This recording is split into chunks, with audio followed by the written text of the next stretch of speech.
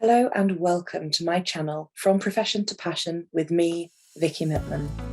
The purpose of this channel is to inform and inspire professionals to live their careers on their terms.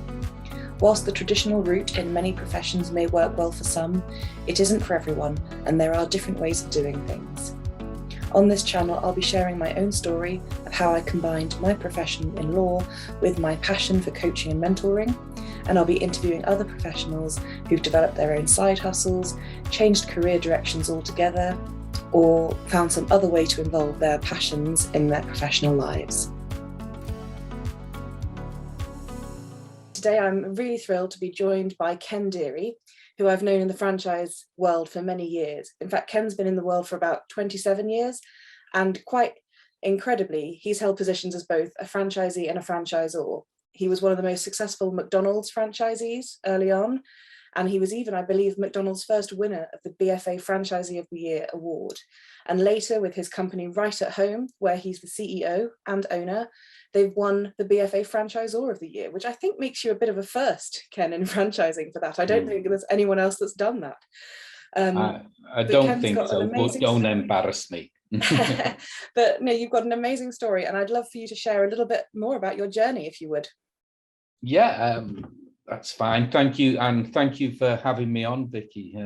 Much appreciate it. I guess it goes back to the early days with, like everyone, you know, your early life shapes you a lot, and you know, in terms of my life, I'm the eldest of 5 children, and my mother and father divorced at quite an early age, so that made it pretty tough. You know, money was very tight. I always remember when I was at school, I had one shirt, and my mother washed it every single day and ironed it every single day until the collar frayed, and then she'd change it. So always brought us up with pride. And I guess, you know, I had to help support my mother early on in the early days. So you get that work ethic. And in the early years, when I was young, and as soon as I could work, I worked as a building labourer in when I was off from college or school. I was a refuse collector, a street sweeper, and a postman. So, you know, there was really those things give you the value of hard work, and they do make you grounded. But I did get a first proper job. No, they were proper jobs, but they were during school time or college time. So in terms of, you know, my first full-time employment, it was at a company called Royal Insurance, who were an FTSE top 30 company in their administrative headquarters in Liverpool, the great big sandcastle, if people know it by. And at that time, I qualified as an accountant, but I quickly realized that accounting, although a fantastic qualification to have, and it served me so well over the years, it wasn't what I wanted to do, being an accountant after a few years. So I went into the operations side of Royal Insurance, a bit more on the operations side. I stayed there for about 15 years. Why? Well, I guess my mother had always ingrained into us to get a steady job. And that sort of gets ingrained into you. But, you know, the longer I was there, the more I wanted to work for myself and own my own business. And although it was a fantastic company to work for, you know, at the time I was senior manager. Next job up would have been director of one of the operating companies, company car, traveling the world. Final pension scheme, you name it. So it's a hard ask to move. So I looked around and what I could do, and this was right in the middle of a recession. I looked at franchising and it quite intrigued me. And if you think about the early 90s when I looked around, well, franchising didn't have the pedigree it's got today. It didn't have quite the ethical name it's got today. I think that'd be fair in the early 90s. And the real standout in terms of franchising was McDonald's. And so I applied to McDonald's, and you know, after a very, very rigorous interview process, including, you know, working 2 days in a McDonald's at a weekend to show that you might like it, being interviewed by everyone, all the directors, security, you name it.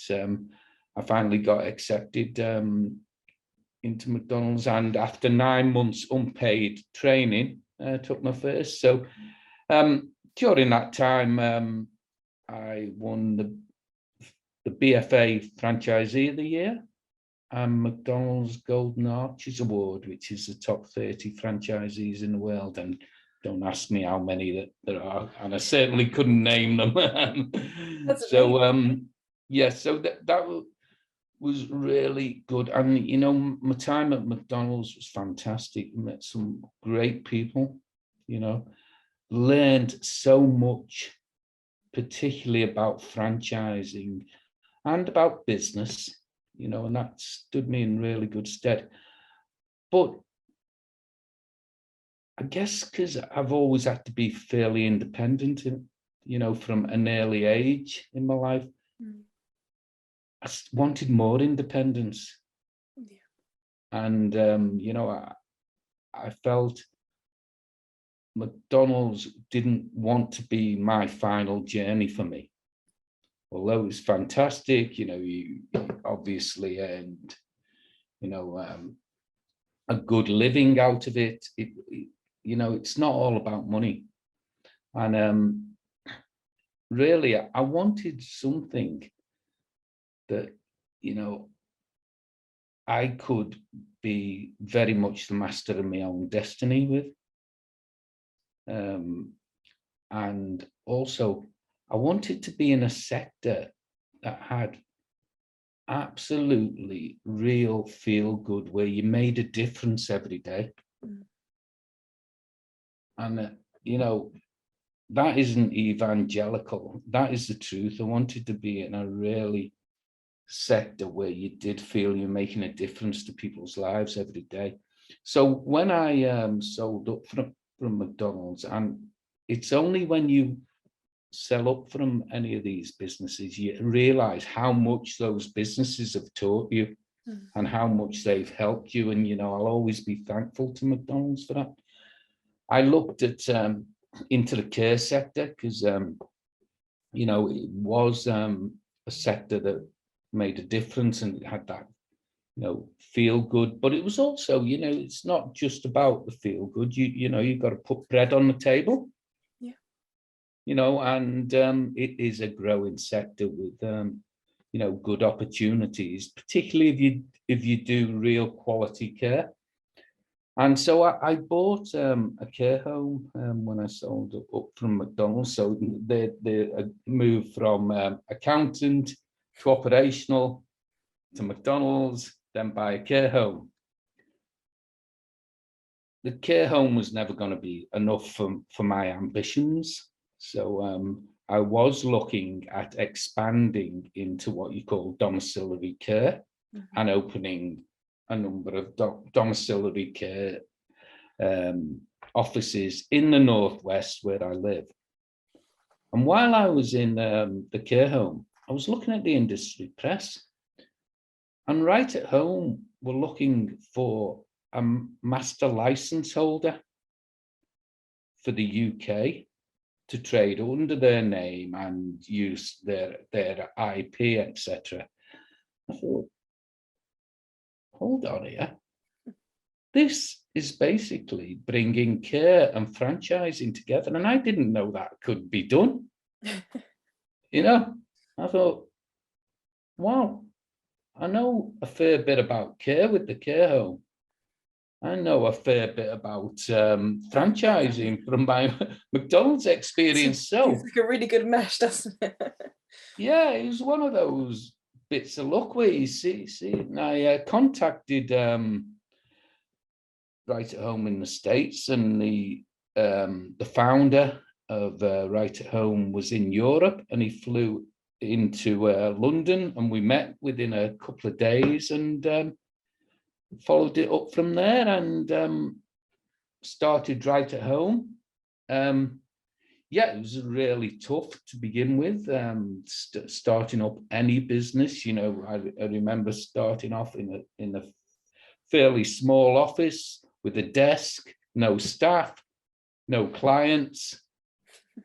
And, you know, we've had to build it up from there. But I mean, we have built it up, and now we're over 70 offices in the UK. I think it'd be fair to say we're really known for quality, really a quality business. And I think we've won a fair number of awards, including I think the first company to win both the best franchise management award and the gold medal from the BFA Franchisor of the Year in the same year, which was nice. And but you know, I could only have done that from listening to a lot of other franchisors, the advice he gave me, a lot of other care companies, the advice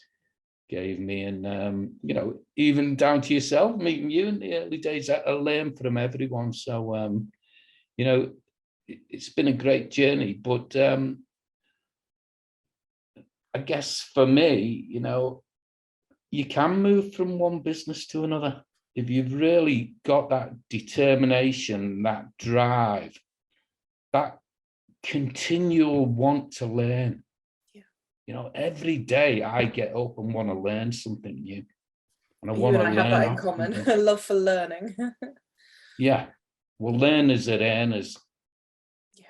You know, but you can learn as much as you want, but if you haven't got that determination to make things work, you know, and I think, you know, that allied to determination, you know, gets you there. So yeah. I guess I could go on a lot longer, but you know, in a nutshell, that's my story. Well, thank you for sharing that, and I think it gives people a lot to go on, because you know, right from a young age, you had, it seems, a real sort of sense of pride, which, you know, instilled by your mum, which is still something that you hold very, very high, I know, in your business with Right at Home. And I know your whole team, many of whom I know and have worked with, also hold that. And I think that's such a crucial thing. That came from childhood and is still very strong. And yes. I think as well, having the range of roles that you've had, from, you know, proper sort of hard work, menial labor, to you know, professional accountancy role, and then also that, you know, coupled with your drive and ambition and determination, has taken you on a very interesting journey. And certainly when I talk to a lot of professionals, particularly in my coaching practice now, I speak to a lot of lawyers, a lot of accountants, some medical professionals, who often say they feel that they're stuck on a path, because there is this very natural, well-trodden path for most accountants, most lawyers, most doctors. Mm-hmm. You know, for example, in law, you train as a solicitor when you come out of law school. If you're going on the solicitor path rather than the barrister route, you train, you qualify, hopefully get promoted to associate, senior associate, then partner, and that's when you've been successful as a solicitor. Yeah. And no one tells you there is a way off that. If you want to, you can be a solicitor and also be something else. You can be a business owner and a coach and mentor, as I am now. But certainly no one ever told me that in law. And in fact, a lot of my colleagues and friends who are lawyers told me I was mad to think about running a separate business along with my legal work.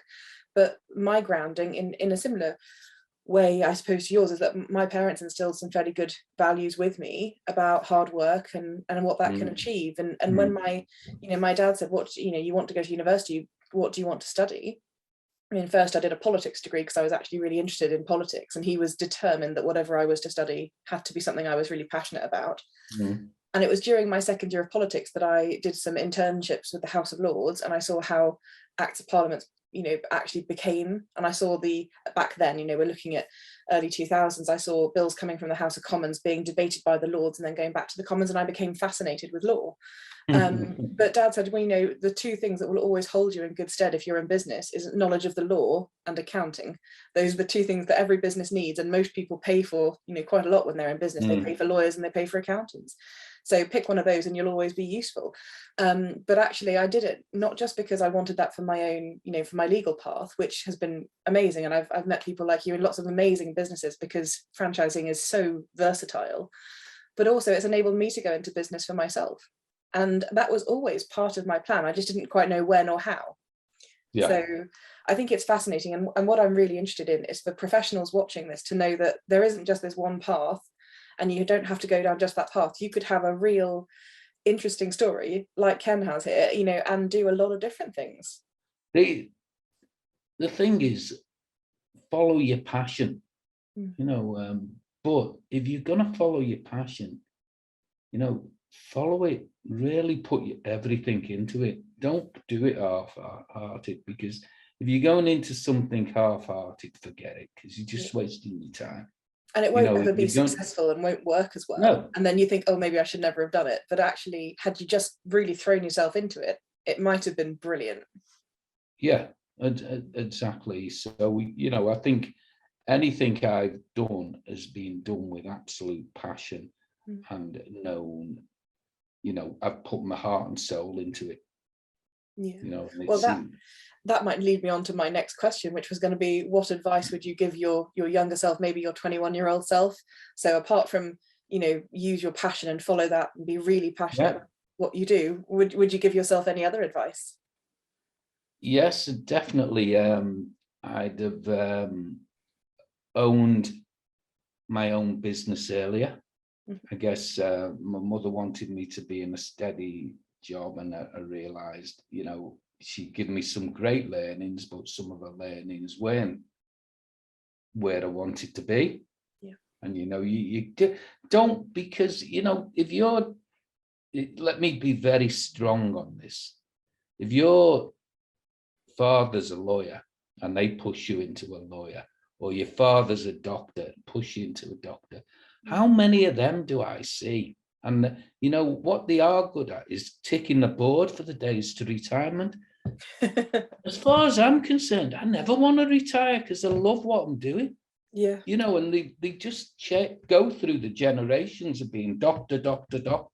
Might work for everyone, but I know quite a few who don't want to do that because it's in the family. But what your parents teach you a lot is good values, but they're not always correct either.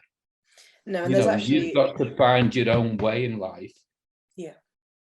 And I think you're so right. It's very easy to, parents do the best for you they can, and they say, work hard at school, get good grades, get a good job, which is right, safe and secure, which is, it's right, it's what everyone's taught, but actually that's only one version of it. And in fact, if you do have that drive, that entrepreneurial spirit, that want to do something different, you should also be encouraged to do that. And it's a bit scarier, and I'd imagine most parents don't want to see their child potentially fail, but failing is just learning, and we love learning, so that's great.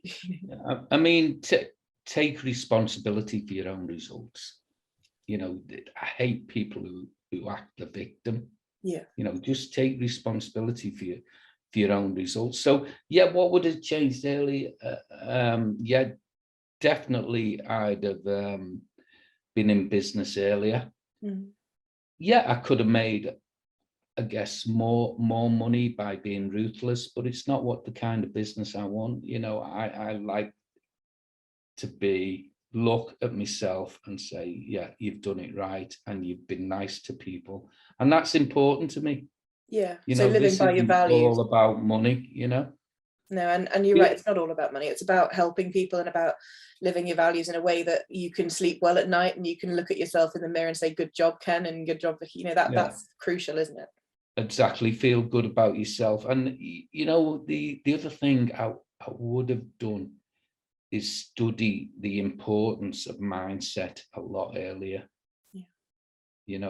Mindset is everything. And I'm a great reader on mindset and all these kind of things. And I just wish I'd been reading that kind of thing at 21, whether they had those kind of books. I don't know. Things have moved on a lot more, but well, they did, but I think there's a lot more talk fascinating. about it now, because my dad's now almost 89, and he only sold our franchise business when he was in his sort of mid 80s. So that shows you, doesn't it? If people love what they do, they can do it for a lot longer, and they're not desperate to retire at 65 or anything. But Dad in his previous life was a motivational speaker, and even 40-50 years ago he was talking on stage about mindset, about motivation, about confidence, and about the importance of getting all that right, because that makes everything else we do easier. And I think that's probably one of the reasons I'm now a coach and mentor, and one of the reasons I focus on this, because it's always been my fun reading outside of law. Quite often, reading big documents all day long, the last thing you want to do when you get home is to read.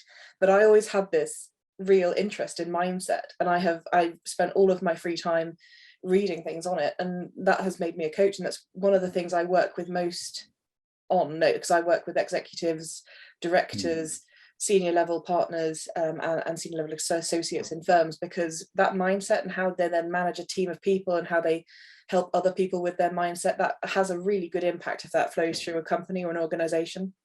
Well, I think, there was a real light bulb moment in my life where I met this person who was, I should say, not just a motivational speaker, a psychologist, and talked about, the importance of the mind. And it really got me into it and really moved me forward massively in terms of number of years. And I do find people who just say, oh, it's all rubbish, that kind of stuff. They are picking a path in their life, in my opinion, that's not going to be as good as other people. And then they're envious of other people along the way. Exactly. You can change that. Yeah. There's no doubt about it. You can change where you are and where you're going, but you've got to have that positive mindset to make that happen. I mean, if you're talking about books and all of these kind of things, believe it or not, I'm a rubbish reader. I can't concentrate on reading a book for half an hour or something else will go in my mind. I'll be thinking about this or that. I'm just pathetic reader. But what I am good at, but what I do like is to listen. And I find like podcasts and all these kind of things are just fascinating. I really can tune into those. And if you want something now, I would say to anyone who wants to get on and wants to change their life, listen to the High Performance podcasts with Jake Humphries. Jake Humphrey, absolutely fantastic. Top sportsmen, business people, arts people. And it's not about sport or arts, it's about life's learning and how they got there. And all of them have had, really tough times in their life, but they've got there. And, to me, high performance isn't about being at the absolute top of your business or anything. It's just every day performing at the best you can in what you choose to do. Yeah, and that's the crux, isn't it? It's the best you can, which might be, and the thing is, none of us know our best. I think that's what I find so fascinating about it. Vicky doesn't currently have an upper limit of that's where she can get to, and then she stops. I've got unlimited potential, as does everybody. And I think that's one of the things I find most attractive about mindset, about growing and learning, because we can all be better all the time. You will get people who are relatively successful or very successful in business because they've hit on the right formula. but often they could have been so much more successful and having a happier life, all-round life, by having a more positive mindset. Yeah. And that's what we want. We want that happy all-round life, don't we? Yeah. Well, Ken, I feel but like we didn't have Jake Humphrey in the High Performance podcast years ago. No. But now we do, and we can share that. So, it's fantastic. Yeah. Definitely. Hats off to the two of them. Yeah, definitely worth checking out that podcast. I absolutely agree. And I feel that Ken and I could probably talk about mindset for a long time, and perhaps will. But Ken, thank you so much for joining me on the podcast today and for sharing your story. I'm sure a lot of people will find it really inspirational. Thank you for watching this video, and I hope it's provided some food for thought. If you've enjoyed it, please subscribe below and feel free to like or comment. I'd love to know what you think. If you're interested in hearing more about this, please join my Facebook community, From Profession to Passion with Vicky Mittman. I'll see you next time.